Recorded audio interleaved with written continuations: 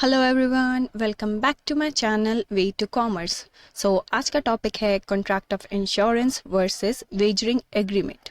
सो इसका डिफरेंस बहुत बार एग्जाम्स में आता है, तो this is also a very very important topic. So let us discuss the difference. So contract of insurance, it is a contract to indemnify the loss. Indemnify मतलब होता है टू कॉम्पनसेट, मतलब इंश्योरेंस के जो भी कॉन्ट्रैक्ट्स होते हैं वो आपका लॉस कंपनसेट करते हैं। जैसे अगर आप लेते हैं कोई हेल्थ इंश्योरेंस और फिर आपको कोई हेल्थ इश्यू आ रहा है, तो आप क्या करते हो, वहाँ से अपना क्लेम लेते हो ना। आपको कोई भी हेल्थ इश्यू आ रहा है, आप डॉक्टर को दिखा रहे हो, फिर उसके जो बिल्स वगैरह हैं, आप वो जो भी आपने सारे बिल पेमेंट किया है वो आपको इंश्योरेंस कंपनी रिटर्न कर देगी। तो this is indemnifying of loss. Then wagering agreements, it is a promise to pay money or money's worth on happening or non-happening of an uncertain event। मतलब यहाँ पे आपको पैसा देना है या पैसा लेना है किसी इवेंट पे, अगर वो इवेंट हो रहा है या नहीं हो रहा है। तो वेजरिंग एग्रीमेंट्स को अगर मैं बिल्कुल सिंपल वर्ड्स में कहूँ तो मतलब बेट लगाना। जैसे अगर हेड आया तो तू जीता, टेल्स आया तो मैं जीता, या फिर बारिश होगी तो I will pay you 100 rupees, बारिश नहीं हुई तो आप मुझे पैसे पे करना। तो ये क्या है, सारे वेजरिंग अग्रीमेंट्स हैं। Okay, next point, the essential of insurance contract is the mutual consideration, premium and compensation amount. मतलब यहाँ पे म्यूचुअल कंसिडरेशन है, जो एक पर्सन इंश्योरेंस करा रहा है और दूसरा पर्सन जो इंश्योरेंस कर रहा है, दोनों एक दूसरे को कुछ कुछ कंसिडरेशन दे रहे हैं। फॉर से अगर मैंने लाइफ इंश्योरेंस कराया तो I have to pay monthly premium to the insurance company, और फिर जब मेरी फ्यूचर में वो इंश्योरेंस एक्सपायरी होगी या डेथ हो जाती है तो वहाँ पे क्या होगा, कंपनसेशन अमाउंट मिलेगा लाइफ इंश्योरेंस का। तो premium the person who is getting insured they will pay, और कंपनसेशन कंपनी पे करेगी after the happening of loss.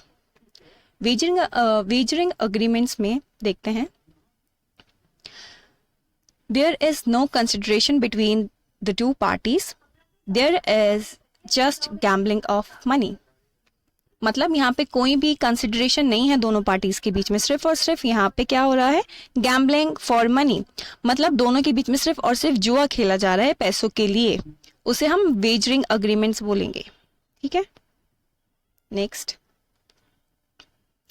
insured party has insurable interest in the life or property sought to be insured, and wagering agreements में there is no property in case of wagering agreements, there is betting on one's life and property।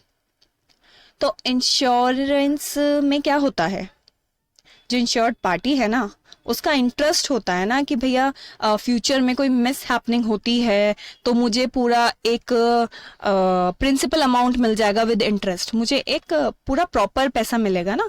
Like if I am paying premium monthly like 5,000 rupees monthly, ठीक है, फिर एक insurance के expiry में if I haven't use it at all, या फिर I have use it to certain limit, तो मुझे जो है ना पूरा एक अमाउंट बल्क में जो होता है ना पूरा पैसा वापस मिल जाता है इंश्योरेंस में, है ना। तो यहाँ पे क्या है, इंश्योर्ड पार्टी का एक इंश्योरेबल इंटरेस्ट है कि भैया मेरे को अपनी लाइफ सिक्योर करानी है या मुझे अपनी प्रॉपर्टी सिक्योर करानी है, तो उसके लिए I will buying the insurance. Whereas wagering agreements में ऐसा कुछ नहीं है, यहाँ पे सिर्फ और सिर्फ बेटिंग हो रही है एक की जिंदगी के लिए या फिर उसके प्रॉपर्टी के लिए, सिर्फ और सिर्फ पैसे की बात होगी यहाँ पे। ठीक है, लाइक अगर मैं जीता तो मुझे पैसा मिलेगा, मैं हारा तो मैं तुम्हें पैसा दूंगा। ठीक है, चाहे पैसा देंगे चाहे प्रॉपर्टी देंगे या फिर किसी ने अपनी जान की बाजी लगा दी, तो that all are wagering agreements.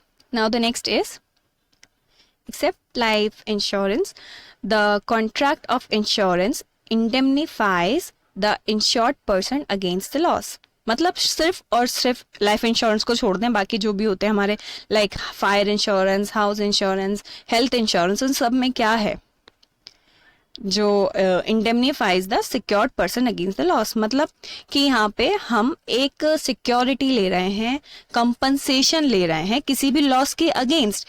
जैसे अगर फायर इंश्योरेंस लिया, आग लग जाती है तो हमें पैसा मिलेगा, ठीक है। या फिर मैंने एक अपना हाउस इंश्योरेंस करा लिया, तो हाउस में कोई भी प्रॉब्लम हो रहा है तो मेरे को वहाँ पे कंपनसेशन मिल जाएगा। हेल्थ इंश्योरेंस कराया, कोई भी बीमारी हुई तो मुझे वहाँ पे कंपनसेशन मिल जाएगा। लेकिन लाइफ इंश्योरेंस में ऐसा नहीं होता है। लाइफ इंश्योरेंस में आपको सर्टेन ईयर्स की एक्सपायरी के बाद मिलेगा, या फिर इंसान जो है वो खुद एक्सपायर हो जाएगा उसके बाद मिलेगा, ठीक है। ओके, देन वेजरिंग एग्रीमेंट्स में लूजर हैज टू पे the fix amount on the happening of uncertain event. यहाँ पे जो हारने वाला इंसान है वो जो भी फिक्स्ड अमाउंट में बात हुई होगी ना, फॉर से अगर बेट लग रही है दो लोगों के बीच में कि इंडिया और साउथ अफ्रीका का मैच हो रहा है, ठीक है, तो वहां पे अगर साउथ अफ्रीका जीती है तो आई विल पे यू, फिर दूसरा बंदा बोलता है ठीक है अगर इंडिया जीती है तो आई विल पे यू। तो यहाँ पे एक फिक्स्ड अमाउंट उन्होंने पहले ही फिक्स कर लिया, लेके लाइक 1 लाख रुपया, ठीक है। और अनसर्टेन इवेंट क्या है, लाइक अगर क्रिकेट मैच हो रहा है तो हमें नहीं पता ना कि कौन सी कंट्री जीतने वाली है, तो this is uncertain. Okay, then next. Contract of insurance is valid and enforceable. सारे जो इंश्योरेंस के अग्रीमेंट्स होते हैं, कॉन्ट्रैक्ट्स होते हैं, वो सभी वैलिड हैं and that all are enforceable by the law. Indian contract act में या फिर हमारे इंडिया के कोई भी लॉज जो भी, चाहे आईपीसी हो और अदर्स लॉज में जिसमें भी है, सेल ऑफ गुड एक्ट हो गए हैं, जैसे एलएलपी हो गया, किसी भी लॉ में ऐसा गिवन नहीं है कि इंश्योरेंस का जो कॉन्ट्रैक्ट है वो वॉइड है। नो, हर एक लॉ में लाइक इंश्योरेंस का contract is valid and enforceable, whereas जो वेजरिंग एग्रीमेंट्स होते हैं वो वॉइड है, अनएनफोर्सेबल होते हैं, मतलब ये स्टार्टिंग से ही वॉइड होते हैं। हमारी कंट्री में दीज अग्रीमेंट्स, वेजरिंग एग्रीमेंट्स की कोई भी एनफोर्सेबिलिटी नहीं है बाय द लॉ, ये हमेशा से शुरू से ही वॉइड ही होंगे। फॉर से अगर मैंने बेट लगाई किसी के साथ और फिर मेरे साथ वहां पे चीटिंग हो गई, तो मैं कोर्ट में जाके सामने वाली पार्टी पे केस नहीं कर सकती कि भैया मैंने बेट लगाई थी और मैं जीत गई और सामने से मुझे पैसा नहीं मिला। नहीं, कोर्ट बोलेगा ये तो वॉइड एग्रीमेंट है, ये तो हमारे एनफोर्सेबल बाय लॉ है ही नहीं, आपका जो भी कंपनसेशन है आप उसी पार्टी से लो, हम नहीं दिलवा सकते, ये वॉइड है, ठीक है, this is not enforceable. Okay, then the next is calculation of premium is based on scientific and actuarial calculation of risk. मतलब जो इंश्योरेंस है ना, उसका जो प्रीमियम है we will be calculating. For example मैंने अगर अपना लाइफ इंश्योरेंस कराया 1 करोड़ रुपए का, ठीक है, तो उसका जो प्रीमियम है ना वो पहले कैलकुलेट होगा कि भैया देखो like monthly you have to इतना प्रीमियम पे करोगे, फिर आपको इतना इंटरेस्ट मिलेगा, तो आफ्टर 25 ईयर्स ना आपका 1 करोड़ अमाउंट बनेगा। तो पूरे वहां पे फॉर्मूलाज लग के आपका प्रीमियम कैलकुलेट होता है। वेजरिंग अग्रीमेंट्स में no such logical calculations are required in case of wagering agreements। मतलब कोई भी ऐसे साइंटिफिक या फिर मैथमेटिकल फॉर्मूला नहीं लगता है वेजरिंग अग्रीमेंट का अमाउंट डिसाइड करने के लिए।